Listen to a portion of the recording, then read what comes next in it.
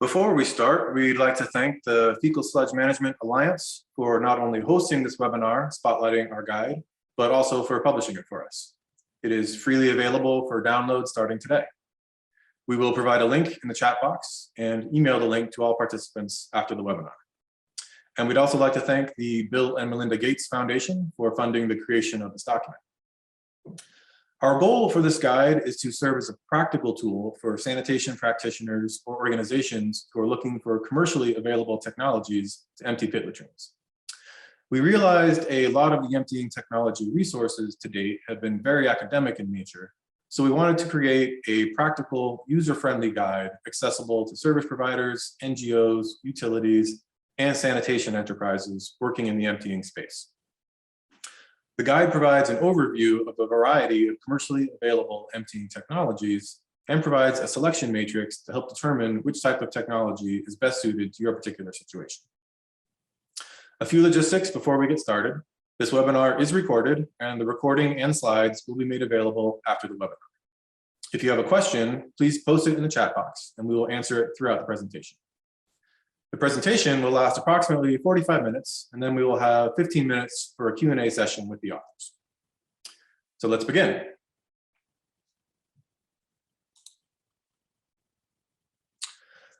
The guide consists of a brief introduction to 3 common types of non-sewered sanitation systems, which require periodic emptying, followed by common challenges faced when emptying a latrine.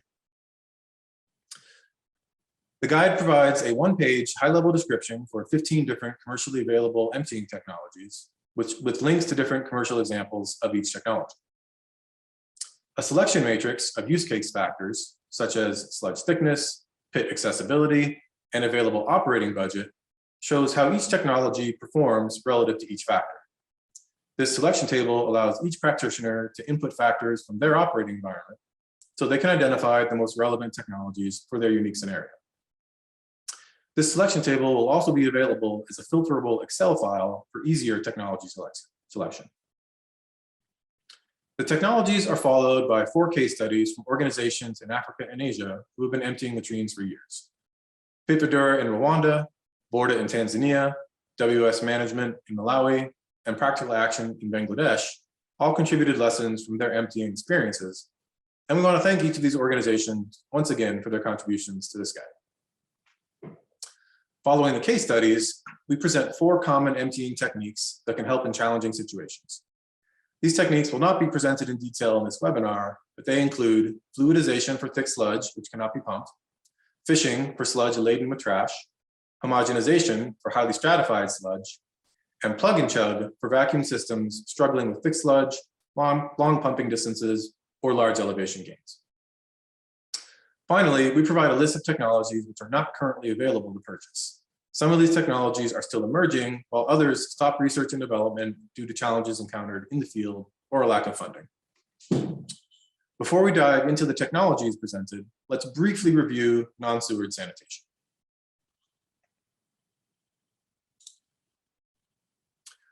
According to JMP data, only 42% of the global population has access to a sewer. That leaves the remaining 58% of the global population to rely on on-site sanitation technologies. There are many types of on-site technologies available, including technologies using resource recovery, like composting toilets or on-site digesters for biogas. However, today we're going to zoom in on these 3 very broad categories: the pit latrine, the flush latrine or cesspit, and the septic tank, because they are the most common and require emptying when full. The user interface of a pit latrine is a drop hole where waste directly enters the pit or vault. For a flush latrine or cesspit, the user interface usually includes an S-bend into which water is poured, often from a bucket, to flush waste into the vault. Because pit latrines are waterless, they typically produce much thicker sludge than flush latrines, but local conditions and usages can change that situation. Septic tanks are typically offset from the user interface and require water for flushing. Septic tanks typically discharge effluent into soak pits or leach fields, while the sludge concentrates in the tank over time. Septic tanks can produce both thick and thin sludges. The fill rates of these systems depend on a wide variety of factors, including the number of daily users, the pit depth, how much water is added, whether liquid can percolate into the ground or not, and on environmental factors like flooding. However, on average, we see households needing emptying services every 2 to 5 years.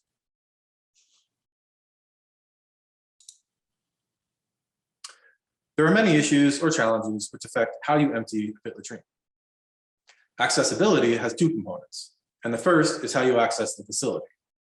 Many latrines are located within densely populated settlements and cannot be accessed by trucks or large equipment due to the lack of roads.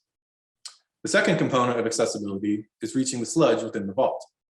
Sometimes there's an access hatch, which you can open to get direct access to the sludge. Other times, access to the sludge is through the drop hole or squat plate.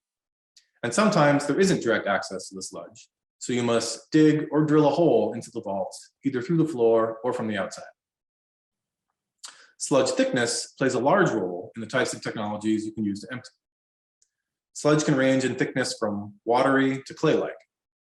Sometimes one pit latrine contains the full range of sludge thicknesses, with the thickest material on the bottom, watery material in the middle, and thick scum on top. Extremely thick sludge is not pumpable and might require water to be added in a fluidization step to make it more pumpable.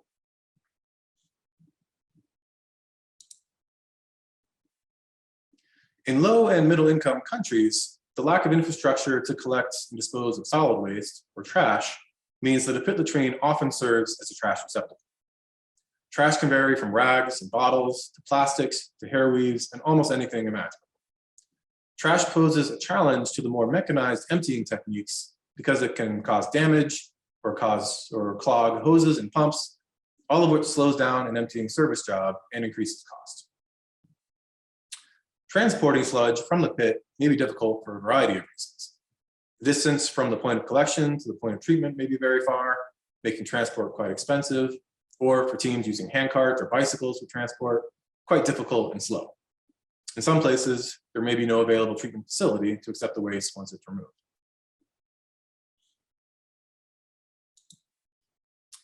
Other issues affecting emptying include the cost of an emptying service and the customer's willingness to pay. Many latrine owners are severely disadvantaged and may be unable to pay for such services. There's also been a recent increase in governmental regulations around emptying latrines, which restrict practices that pose risk to service providers, the public, and the environment. However, there has not been a lot of oversight in many areas, and governments often fail to subsidize non-sewage sanitation. Consequently, customers will often select any emptying practice that they can afford. Meanwhile, sanitation service providers have not had a practical tool to help them select affordable, relevant technologies for their specific emptying needs. That is, until now. Over to Sarah. Thanks, Tom. Our guide showcases 15 different emptying technologies which are currently on the market. The technologies were compiled via a desk research study in 2021, using sources including Susanna, older compilations of sanitation emptying technologies, talking with key sanitation experts, and web searches for relevant tools. If you know of an available commercial technology that does not appear in the guide, please let us know. Each of the 15 technologies showcased appears in a one-page technology brief, like the one shown here for the grinder pump. Don't worry, I know the text on the grinder pump is tiny, but we will dive in for a closer look in the following slides. The technology briefs are split into 3 main sections. The first is the key attribute table, which provides a quick point of reference for the technology's operating parameters. The second section, the textual descriptors, give a more in-depth description of the technology, including its operating theory. The third section shows photographs for a few relevant examples. Zooming in on the key attribute table, you can see the use case factors in the first column, which remain the same for each technology. In the second column, we've evaluated the technology for that attribute. All of the definitions for the technology evaluations have been provided in the guide. For the purchasing price, values range from tens of dollars, symbolized by $1 sign, to tens of thousands of dollars, denoted by $4 signs. The energy source ranges from manual equipment powered by humans to electrically powered, engine powered, or powered via compressed air. The power has been defined based off the kilowatts required for the tool, with low power using less than 5 kilowatts and the extreme power category greater than 50 kilowatts. Energy efficiency is important to look at because it directly affects the operating expense. It translates into how much of the supplied energy is converted into energy for pumping versus how much energy is wasted. Flow rate is rated as low, medium, or high. Low flow rates are less than 60 liters per minute, where high flow rates are more than 250 liters per minute. Again, all of the reference points for the evaluation scoring can be found in the definition section of the guide.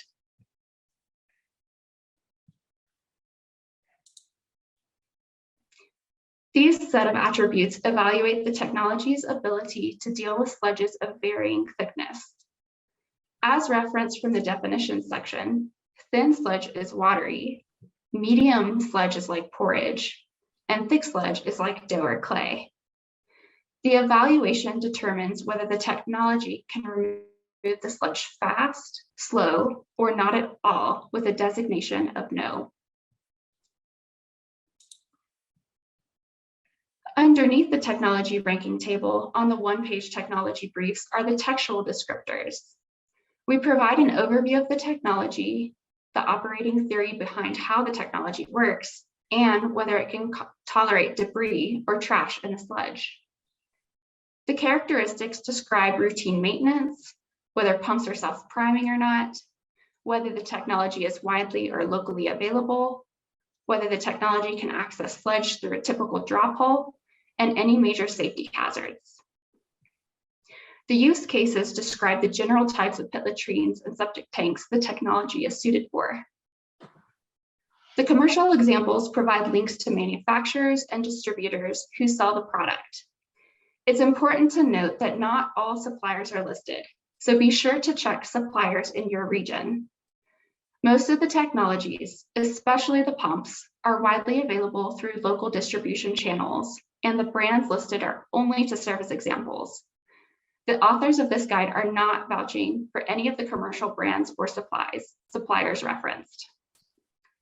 The last section of the one-page technology briefs are photos. The 15 available emptying technologies showcased can be grouped into 3 main categories. 1, vacuum systems, 2, off-the-shelf pumps, and 3, manual devices.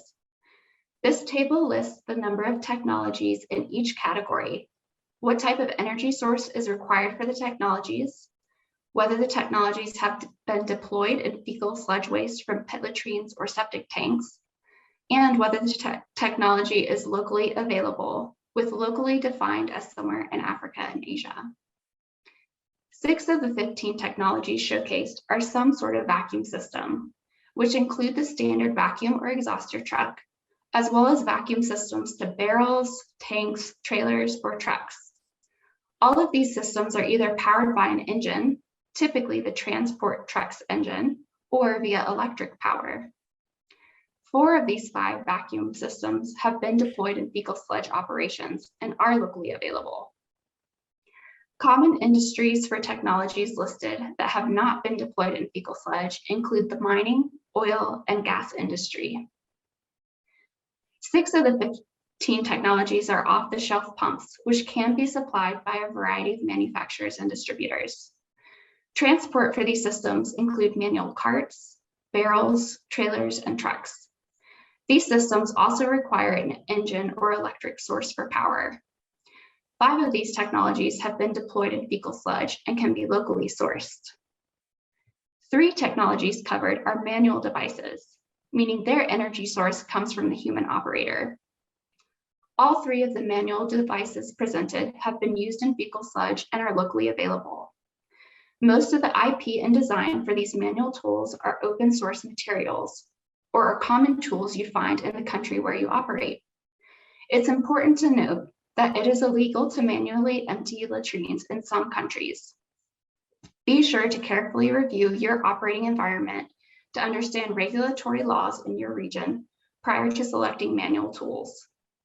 It's also important to note that several organizations and operating sites have professionalized manual emptying so that it is safe, efficient, and dignified with the proper use of PPE and professionalized emptying service provision. And now I'll hand it back over to Tom. Thank you, Sarah.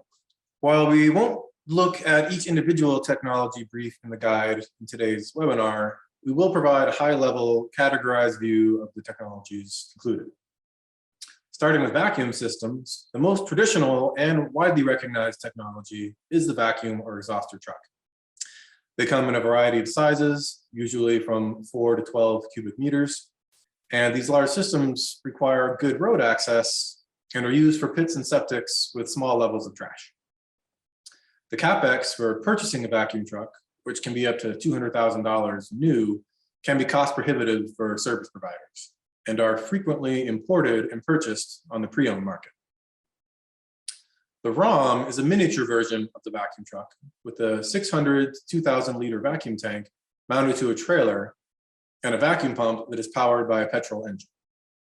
Because it is a little smaller, it can reach some harder to reach places which are inaccessible by vacuum truck. The SuperVac and Solids Vac have not been deployed in fecal sludge operations to our knowledge, but operate using a pneumatic pumping system that cyclically fills and empties a pit-side vessel. Air pressure from a compressor is used to empty the vessel and is capable of pumping over large distances and with thicker sludges. This technology requires significant operator training and presents a safety concern due to the large volume of compressed air. The poo-poo pump is about to enter pilot production. It is essentially a smaller, lower power, lower pressure version of the SuperVac or Solids Vac. The Pit Vac, previously known as the EVac, is a small portable vacuum system for difficult to access areas. A 40-liter barrel fits under the Pit Vac, which is filled and then carried to a vehicle or emptied into a larger container for transport. The Mini-Vac is similar to the Pit Vac, but to our knowledge has not yet been deployed in fecal sludge operations. It comes in 3 models, one with a vacuum head for filling 55-gallon drums, a second model with a hopper tank like that of the Pit Vac, and a third model which includes a 110-gallon vacuum tank mounted on the trailer. This slide shows off-the-shelf pumps integrated with storage and transport systems. The mobile honey wagons use a manual or diaphragm pump connected to a storage tank mounted on a handcart or trailer. They use self-priming pumps and can be used in sludge with small levels of trash. To our knowledge, they have not been deployed in fecal sludge. Generic integrated pumping systems can be found on many online shopping platforms, like IndiaMart in India or Jumia in Kenya. They consist of a pump connected to a water vessel on a trailer or truck frame. The pumps are engine powered, and because the systems are generally smaller than a vacuum truck, they can be used in areas with more difficult access. Next, we have standalone pumps. These off-the-shelf units must be combined with a means for transporting sludge, such as barrels or a hose to a tanker truck. A grinder pump is a submersible pump, meaning it must be inserted into the sludge you want to remove. It includes a cutter on the inlet, which chops soft materials into small pieces that can be ingested by the pump. It is larger than most drop holes, however, so it does require an access hatch in order to be submerged in the vault. It can pump long distances and uphill while using relatively little power. A trash pump is characterized by having large internal passages and an impeller designed to shed debris. It can handle most trash that is smaller than its rated solid size. It uses a suction hose, which can be inserted into most latrine drop holes, but needs to be relatively near the discharge container with a minimal elevation change. It's usually self-priming, but that can become a time-consuming process. A progressive cavity pump is a positive displacement pump that comes in a wide variety of sizes and powers. Most are self-priming, but unable to pump very thick sludge. Some types of trash can wrap around the rotor and cause jams. Progressive cavity pumps have not been used widely for emptying latrines, but have been extensively used in other sludge applications. A flexible impeller pump is another positive displacement pump. that can pass some trash to a certain size. It can potentially be used for latrines and septics with thinner sludge, but hasn't been deployed in fecal sludge operations to date.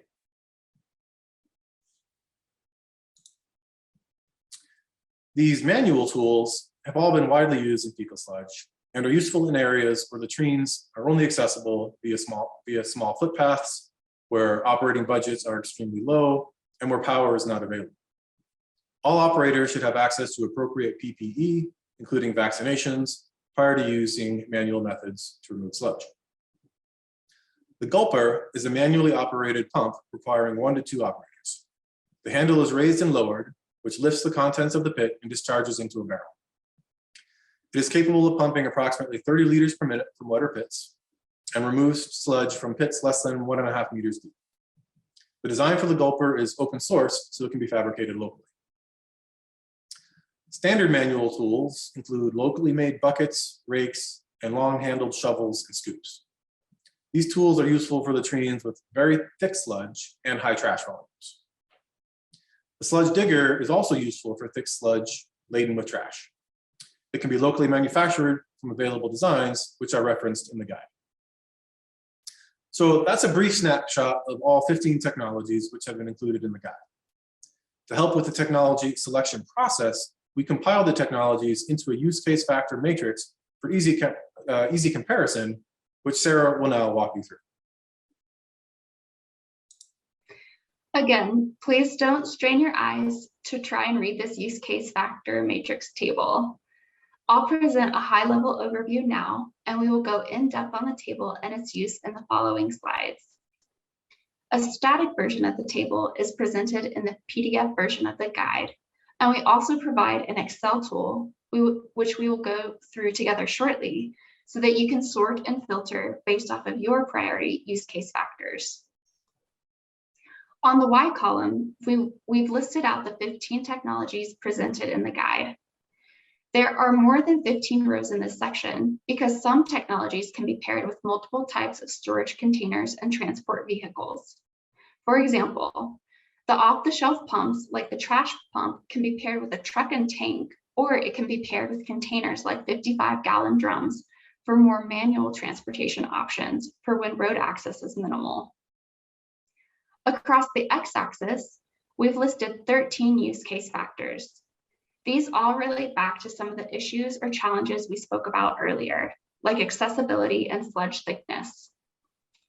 Over the next few slides, we will take a closer look at this use case factor matrix and work a real-life example of how it can be applied. Taking a closer look at the 13 x-axis use case factors, you can see that they relate to the challenges we discussed earlier in the presentation. The first 3 factors deal with the pit accessibility, whether a sanitation facility is accessible by trucks like vacuum trucks, or whether it's accessible by tractors, smaller trucks, or vehicles like tuk-tuks. We included a factor for long distance to the road because some pumps aren't able to pump over long distances. The next 4 factors deal with sludge thickness. Is the sludge thin like water, or is it thick like clay? And which thickness levels can the technology handle? Significant trash can be a major inhibitor for many emptying solutions. While we didn't discuss it in the technologies presented today, we did include 2 available tools used for manually fishing trash out of pits prior to emptying in the guide. The second accessibility category relates to the small aperture or the drop hole where you can access sludge. When sludge is not accessible to a technology via a small aperture or access hatch, you manually have to drill or break an opening large enough for the technology to access the sludge, normally in the containment facility wall. As you can imagine, after emptying, this requires a repair job to the facility, which eats into the service provider's profit and adds to the time it takes to complete a job. Cost is a major factor for many service providers. We included factors addressing both the capital cost or purchasing budget and the operating cost. And finally, the operator's preferences and how clean or how removed from direct contact with sludge an operator needs to be. Realistically, all technologies will result in some contact with sludge, so all operators need appropriate PPE and vaccinations. However, some technologies and transport methods will require more sludge handling than others. Another operator preference, which relates back to a business's profitability, is the speed required for emptying a facility. The more pits you are able to empty in a day, the more money your business will be able to make. These use case factors have been specifically defined in a reference table to ensure uniform application of the guide from operator to operator. This table, which follows the use case factor matrix in the guide, lists all 13 factors and provides a description of how to translate each factor. For example, let's look at the row for long distance to road and small purchase budget. The long distance to road can refer to two distances. One relates to horizontal distance, the other to elevation or height. The description reads, the receiving vehicle is far from the pit, 50+ meters, or up significant elevation, 5+ meters. If either of these are true for your use case, this should be factored into your technology decision-making. And what does a small purchasing budget even mean? Because the definition of cheap varies person to person. If we look up the small purchase budget factor, we can see the definition says, strong preference for less expensive equipment with a $sign and $2 signs next to it.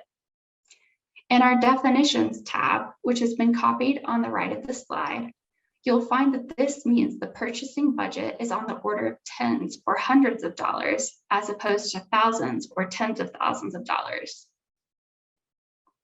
Each time you use the use case factor matrix, be sure you refer back to this table to ensure uniformity in how factors are defined. So we've seen the technologies and use case factors, but how are each technology scored within the matrix? Within the matrix, each technology is scored using a 3-point system, shown in the legend.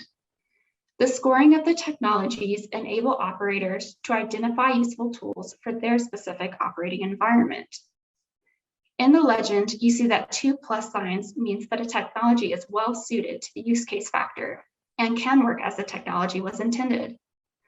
1+ sign means the technology operates with reduced performance or additional issues. An example of a reduced performance could be slower flow rates or a doable but not an ideal operating scenario. For example, you can use the gulper to fill containers of sludge, which then have to be manually transported to the collection or treatment site located a long distance off the road. This is doable, but not enjoyable or efficient. An additional issue example could mean that maintenance on the technology might be more frequent if operated in a specific use case. For example, if a grinder pump is operating in sludge heavy with sand, it can operate, but it will require more maintenance.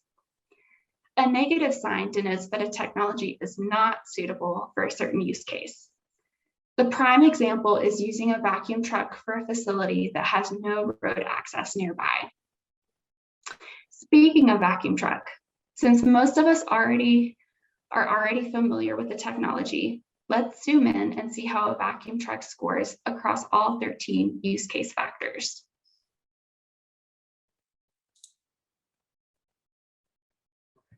On the first 3 accessibility factors, not truck accessible, not tractor accessible, and long distance to the road, the vacuum or exhauster truck is not suitable.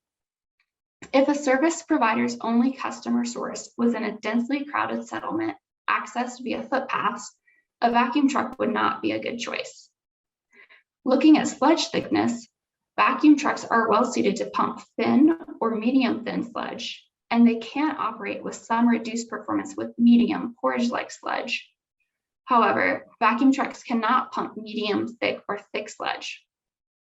So, vacuum trucks are great options for septic tanks or flush latrines with watery sludge, but may struggle with drier pits. When it comes to trash, vacuum trucks can handle some trash with reduced performance or additional issues. Trash may clog the suction hoses or damage the vacuum pump, which would result in more frequent maintenance events. Trash can also build up inside the vacuum tank, which requires manual removal so it doesn't block the effluent hose while discharging the sludge at the treatment facility. Vacuum trucks are well suited for small apertures, as suction hoses normally have a 3 to 4 inch diameter, which fits most small apertures or drop holes. Vacuum trucks are not well suited for small purchasing budgets. New trucks can range up to $200,000, and in Kenya, 20-year-old trucks imported from Europe cost roughly $50,000. Nor are vacuum trucks suitable for providers desiring a small operating budget. Studies have shown a large expense on the sanitation value chain is transport, and these vacuum trucks are definitely petrol consumers and require frequent maintenance, not only for the vacuum system, but also for the truck itself. So, if you're looking for an overall budget-friendly system, a traditional vacuum truck is likely not the best solution for you. When it comes to operator preferences in regards to cleanliness and speed, the vacuum truck is very well suited. There is minimal personal contact with sludge, few spills or drips, and most days, one exhauster truck can service 6 to 8 facilities per day. Of course, this is all dependent on a variety of factors, including how far customers are from one another and how far the discharge treatment facility is located from the customer. Now that we've looked at the use case factor matrix, Tom's going to show us how to apply it on a quote unquote real life example. Thank you, Sarah. This example is loosely modeled on the Pit-Vidura case study from the guide. Please reference that case study after the webinar if you want to learn of Pit-Vidura's exact emptying technologies and the lessons learned through their experience. This hypothetical service provider is located in Kigali, Rwanda, which is in an area of rolling hills and contains both planned settlements containing mostly corporate customers and informal settlements containing mostly household customers. Our service provider is targeting customers in the informal settlements, some of which can be reached by small trucks, but others cannot be accessed by a vehicle at all. These customers comprise approximately 80% pit latrines and 20% pit latrines with soak pits, which are low-tech leach fields for effluent. Most of the pit latrine vaults are accessed by small drop holes. Sludge thickness ranges is usually medium thin to medium thick, with some soak pit latrines having thick sludge. The pit latrines contain an average of 300 liters of trash. This service provider has access to thousands of dollars to spend on a CapEx budget. To cover their company operating expenses, they need to service 3 customers per day for each emptying team, and the company is very concerned with the health of their staff and the customers they serve. They are not opposed to manual methods because they are willing to invest in PPE, vaccinations, and training of their staff on safe practices for handling sludge. So now that we know the background for this sanitation service provider, let's open up our use case factor matrix in Excel and try to select appropriate technology for them. Here is the Excel tool, which is included with the PDF version of the guide.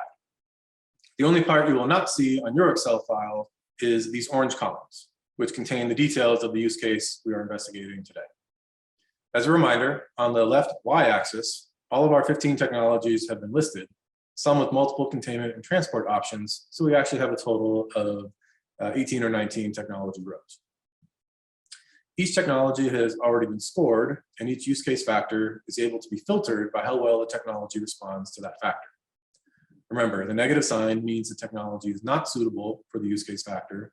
1+ sign means it can operate with reduced performance or additional challenges, and 2+ signs means it is well suited for that use case factor. So diving in, if we look at the top 3 priorities of the service provider, we know their CapEx or purchasing budget must stay within the range of thousands of dollars. So let's find the small purchase budget column, and we're going to go ahead and filter out all negative signs because we don't want expensive technologies. You can see that filters out two technologies, the vacuum truck and the SuperVac solids vac. Moving on to their second priority, we see they need to service 3 facilities per day, so some speed is required. Let's go to the speed column and filter out the negatives.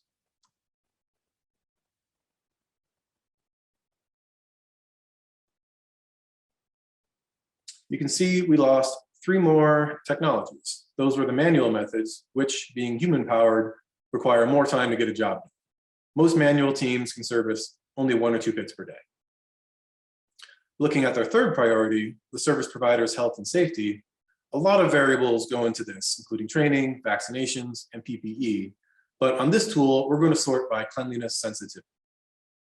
The cleaner the technology operates, the less direct contact with sludge is expected.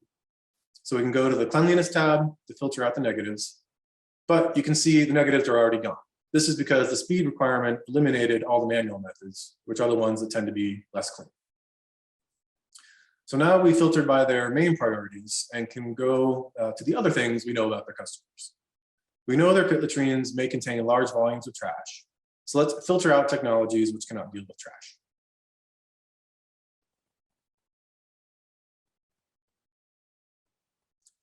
That removed 6 pump technologies that do not operate effectively with trash and sludge. We also know that most of their customers have facilities with small apertures, the drop holes. Let's go ahead and filter out technologies which cannot operate with a small aperture, but require an access hatch or making holes in the wall. If the service provider has to make holes and repair the facility before they leave, they won't be able to hit their goal of 3 pits per day.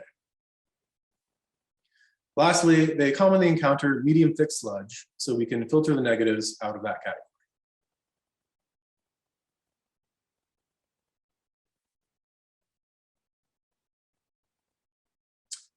We are left with the mini vac and the pit vac, which is what Pit Fedora actually uses when they can't do a job with their vacuum truck. So it seems to work pretty well relative to the real world situation. Now, once you've narrowed it down to a few technologies on the use case factor matrix, read about each of the technologies in the 1-page technology brief provided in the guide. Try to determine which technologies you think are best suited for your staff and customers. If you know someone working in the emptying space who has used a technology you're interested in, reach out to them and ask their advice. In reality, there's not a one-size-fits-all solution for emptying technologies. Service providers are required to purchase and use a variety of technologies to suit their different needs of their variable customer base. So going back to this service provider in Kigali, we can see that our solution doesn't address the pit latrines with thick sludge that they occasionally encounter. So let's clear the filters. You can do this by going to the data tab and pressing clear. If we now sort by thick sludge, the only 2 technologies that deal with thick sludge are the manual methods, shovels and buckets, and the sludge digger. It's always handy to have these tools in your service provider toolkit. It's also important to note that one of the techniques we didn't really discuss, but is presented in the guide, is fluidization. This means you add water to the sludge and agitate it using a paddle, stick, or shovel to mix it all together until it becomes pumpable.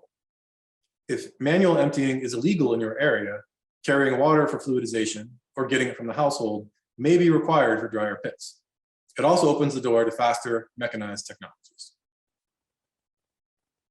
The 4 case studies presented from Pit Fedora, Borda, WS Management, and Practical Action are great resources to look at when you're selecting your emptying equipment. Each case study highlights the need to have multiple technologies for servicing different customer bases.